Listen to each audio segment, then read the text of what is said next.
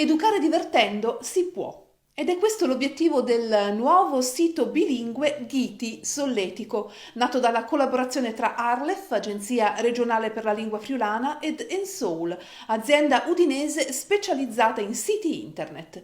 Il progetto, che prevede anche la creazione delle pagine social dedicate, è stato pensato con una particolare attenzione a inclusione e accessibilità ed è destinato ai bambini dai 3 ai 10 anni, ma anche ai loro genitori. Si rivolge non solo a chi già conosce la Marilenghe, ma anche a coloro che non parlano friulano. Per loro è stata implementata la modalità esplorazione, che permette di navigare in friulano, ma vedendo al contempo la traduzione italiana.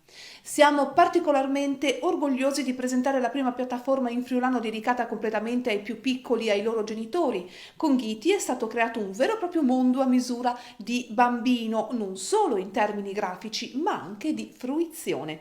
Uno strumento fatto di cartoni animati, video, giochi interattivi, letture e altri contenuti educativi che sapranno divertirli e appassionarli al friulano, ha sottolineato il presidente dell'Agenzia regionale per la lingua friulana, Eros Cisilino, in occasione della videoconferenza di presentazione del progetto, alla quale hanno partecipato anche l'assessore regionale all'istruzione Alessia Rosolen e Fulvio Romanin, titolare di Ensoul.